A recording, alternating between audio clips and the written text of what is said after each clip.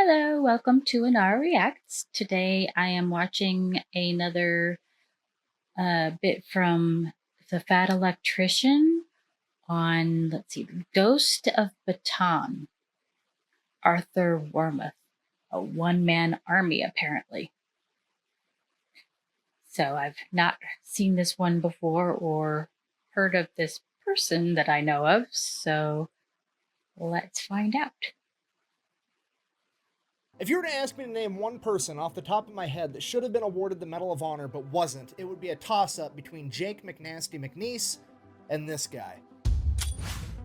Today we're talking about the one-man army, Arthur Wermuth, or as the Imperial Japanese Army referred to him, the Ghost of Bataan. Alright, important background info. December 7th, 1941, Japan attacks America at Pearl Harbor. Okay, everybody knows what Pearl Harbor is, but what most people don't realize is that while Japan was attacking America, they were also simultaneously launching attacks on pretty much every other nation and island in the Pacific. Hong Kong, Wake Island, Guam, Malaya, Singapore, Thailand, all of these nations and islands would fall to the Japanese within 3 months.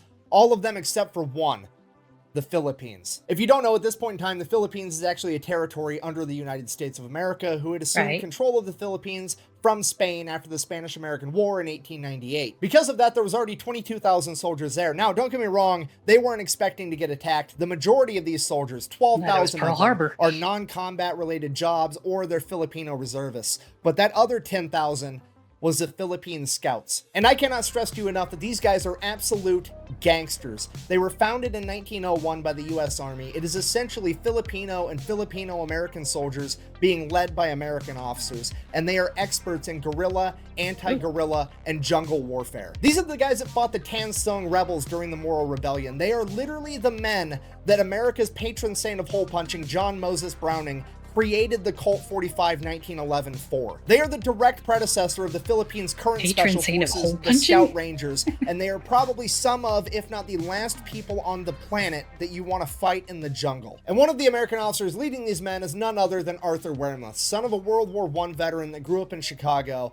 For high school, he would attend Northwestern Military Academy, and after graduating from there, he would be denied by West Point because the only thing he excelled at in life was football and winning fistfights. His football coach said that defensively he was a tough man to get through, and offensively many points were scored through holes that he opened. Despite being rejected by West Point, he still wanted to be a military officer, so he would go to college at Loyola University in Chicago, where he would join the ROTC program and get his bachelor's degree in bacteriology, which would later become known as microbiology. So after graduating from college and receiving his commission as a military officer, he would write the United States War Department requesting to get put on active duty. He would get accepted and sent over to the Philippines, where he would arrive in January of 1941 to train with the Philippine Scouts. Fast forward 11 months later, the Japanese show up and they attack. Filipino and American forces are not ready. They are outmanned, outgunned in every conceivable way. At this point, leadership decides their best bet is to pool all of their resources and have everybody move to the Bataan Peninsula. They are essentially going to back themselves into a corner, draw one line in the sand, and desperately try to hold that line long enough for American reinforcements to show up. It's not a great plan, but it's pretty much the only thing they can do. And if that wasn't bad enough, there's actually a problem with that. The Japanese are advancing so fast that they're going to be able to cut off the route to Bataan before everybody can actually make it there. So now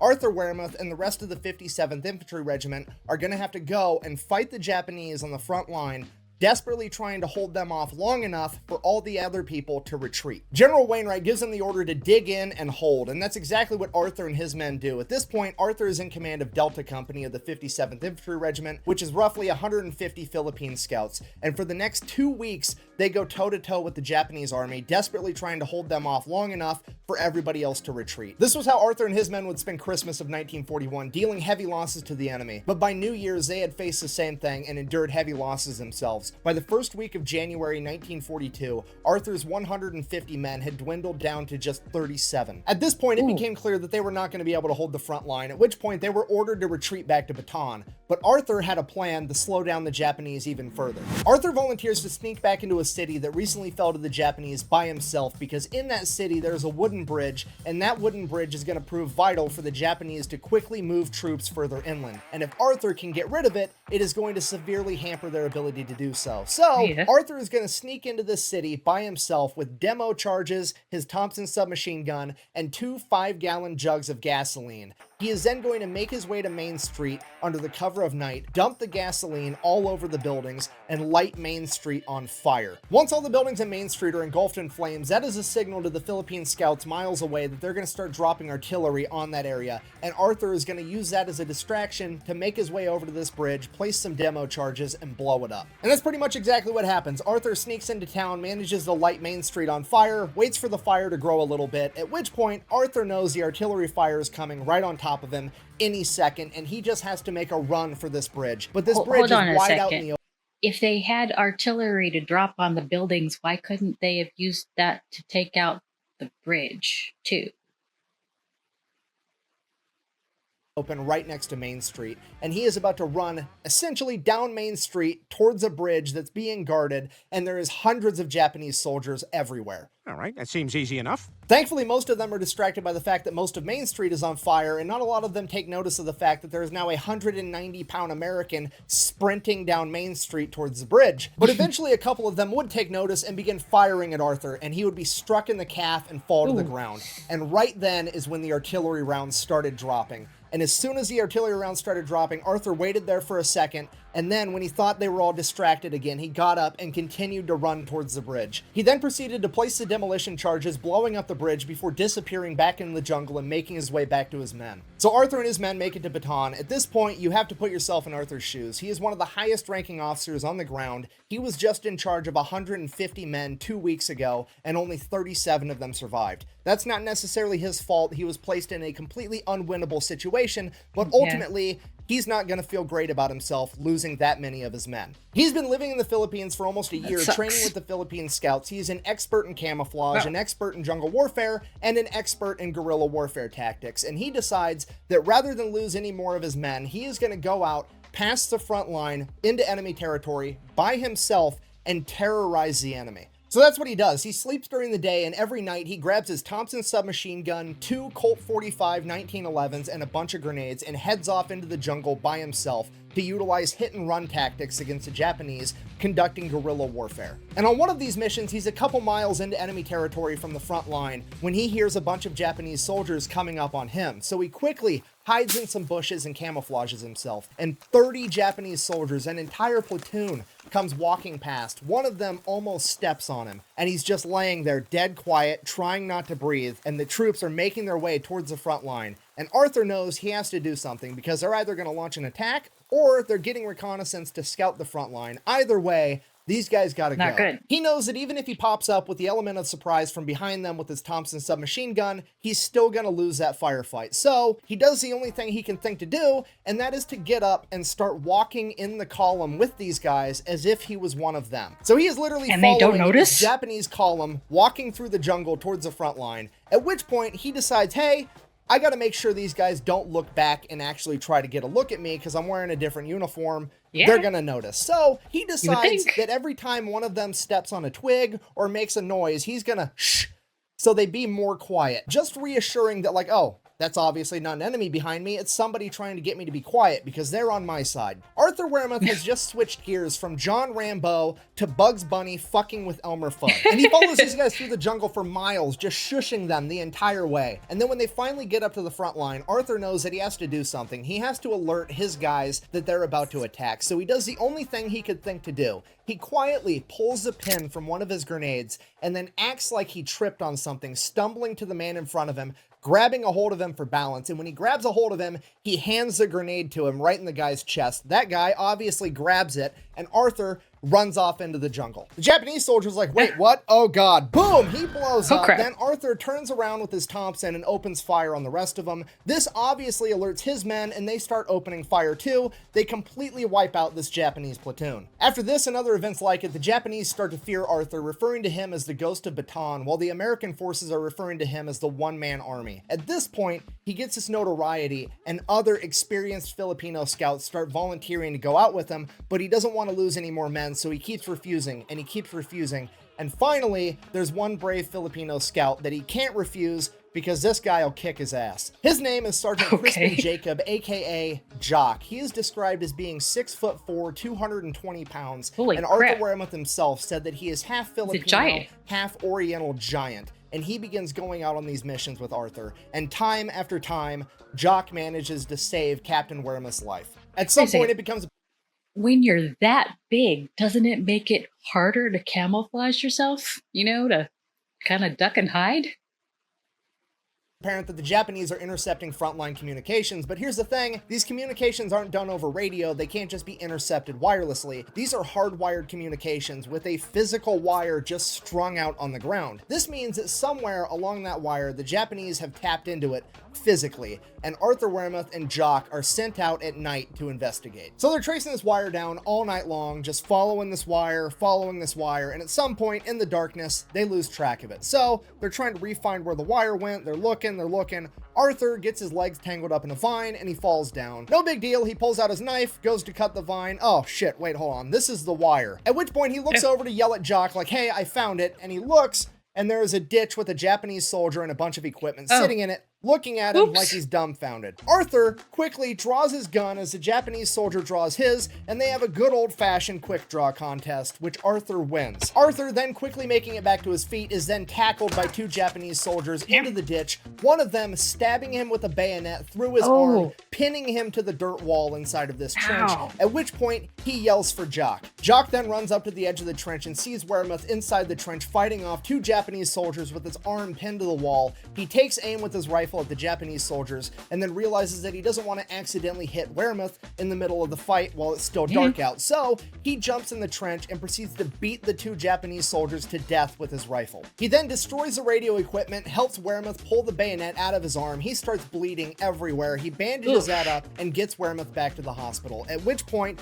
the Ghost of Bataan is now bedridden and on doctor's orders is not allowed to leave. And while all that's going on, word finally makes it back to America that there's some crazy 190-pound ex-football player running around in the jungles of the Philippines showing the Japanese what's up. And this is the one shining piece of good news that America clings on to in the days after Pearl Harbor. Arthur Wermuth unknowingly becomes an overnight celebrity in America. He is taking up all the headlines. They are making comic books about him and his partner Jock. He is inside of bubblegum packets telling the story of them finding the tap in the communication line. Arthur Wermuth is now one of the first main characters in World War II fighting for America, and he is vital for overall American morale. And just like a main character, he decides that he's not going to stay bedridden. He violates doctor's orders, checks himself out of the hospital, and gets back in the fight. At this point, the Japanese have flooded the entire surrounding area with snipers that are picking off American and Filipino soldiers day and night, and Arthur Wermuth has to be the man that does something about it. But considering that there's so many of them,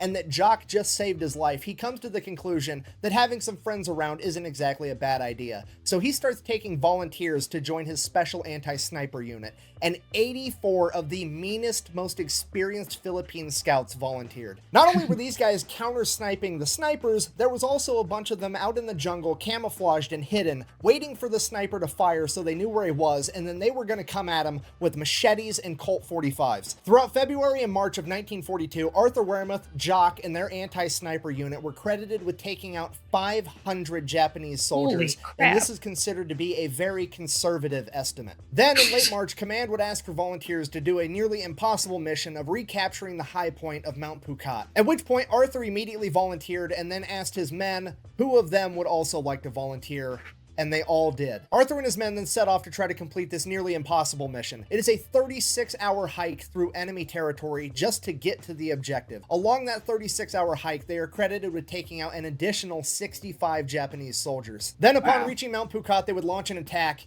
and it would fail. Arthur would lose over half of his men. Having failed to take the high ground at Mount Phuket, Arthur and his surviving men would retreat back to Bataan. Along the way, they would get ambushed by a machine gun position, and Arthur would be struck in the chest with machine gun fire. Arthur would then wake up in a field hospital back at Bataan, where he was informed that the bullet went through his rib into his lung, and he was now battling an infection. I would assume they didn't have antibiotics to give him, because at this point, Bataan was in rough shape. They were down to half rations, and they were running out of every supply imaginable. Desperately trying to hold out long enough to get resupplied and reinforced. Arthur would remain in the hospital for 10 days, and every single day that passed, it became more and more apparent that they were losing and Japan was going to win. At this point, Arthur, against doctor's orders, with pus oozing from his chest, still battling an infection, would don his gear and go back out with his men one last time. Arthur and his anti-sniper unit desperately tried to hold the line against the Japanese, but due to sheer overwhelming numbers, they were beaten back over and over again, and during one of their retreats on April 9th, Arthur would slip down the side of a cliff, smacking his head on a rock,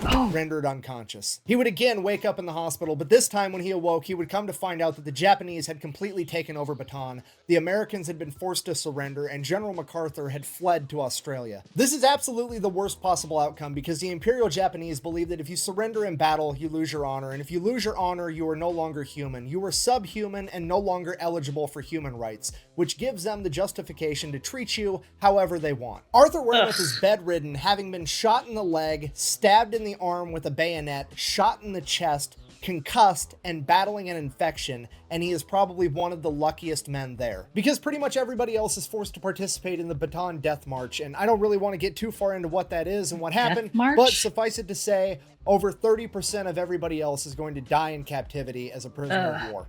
And if Arthur Wermuth were also forced to go down the Bataan Death March, he would absolutely be a member of that 30% given his current condition. I can't verify this for sure, but I think the reason that they let Arthur Wermuth have a chance at surviving is because technically he never surrendered. He was fatally wounded in battle, and when he woke up, he had already been captured. So I think that maybe the Japanese didn't look down on him as subhuman because he didn't forfeit his honor. He literally fought until he lost consciousness, and by sheer luck, he survived and woke up in captivity.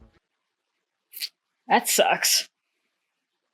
After making his recovery, now Major Wermuth would find himself being the highest ranking military officer around, making him the leader of the few remaining Americans that were lucky enough to escape the Bataan Death March, and for the next year they are used as forced labor to build Japanese airstrips. One of the Americans under the command of Arthur was a man by the name of Elliot Smesler, who later on in life would write a book of memoirs about his time as a prisoner of war under the Japanese. In that book, he wrote this, quote, "The first year of my captivity, I worked on building an airfield for the Japanese. Life wasn't bad because they were afraid of the major in charge. His name was Major Wermuth, and the Japanese called him Wermuth the Lion." Now, I think this is actually further evidence that the Japanese don't believe that he actually surrendered and didn't lose his honor in battle, because they are still scared of him despite the fact that he is their prisoner. And he definitely didn't surrender, because while Arthur and the men under his command did build the airstrip they were told to build, they sabotaged it so that the concrete would buckle underneath the weight of Japanese heavy bombers, not only damaging the airstrip, but the bombers as well. Yeah, despite being a POW for over a year, Arthur and the men under his command are still finding a way to slow down the Japanese military. Because of this, Arthur and the men under his command are sent to live on a hell ship known as the Oryoku Maru, which, if you don't know, a hell ship is essentially a POW camp on a boat,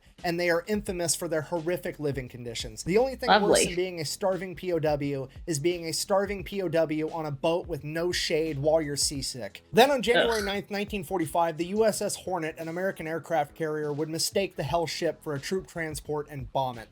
This bombing would kill over 250 Americans instantly, wounding and injuring almost every other American on board, including Arthur Wermuth. Despite having his wounds go untreated while starving to death, Arthur still somehow managed to survive, making it to Japan to be inside of a POW camp there, where he would later be freed after Japan surrendered. When Arthur Wermuth shipped off from America to the Philippines in 1941, he weighed 190 pounds. When he finally got to return home to America after World War II, he weighed only 105. He would then be awarded 4 Purple Hearts, the Silver Star, and my skinny ass kid weighs that much. the Distinguished Service Cross. He is credited with 116 kills and will go down in history as the one-man army of Bataan. Despite this, he credited his men, saying that 90% of what he was able to accomplish was due to the Philippine Scouts and that they were the best soldiers in the world. So in conclusion, the fall of Wake Island and the Philippines are considered to be some of the first losses dealt to America during World War II, but in many ways they are also some of the first victories, as stories of heroes like that of Hank Elrod and the Marines of Wake Island and Arthur Wermuth and his Philippine Scouts reach the rest of the world. It would become clear to America that this war was winnable, and it would become clear to Japan that they had a lot bigger fight on their hands than they ever anticipated. Once again, the Fat Electrician provides fascinating information and insight that I was previously unaware of. It is truly amazing that that guy managed to survive all that he went through. Well,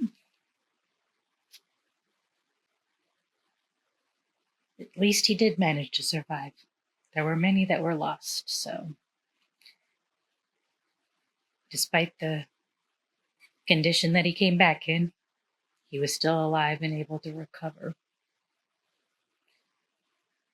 Thanks for watching. I will include the original Fat Electrician video in the description if you want to check it out there. And thanks for watching with me.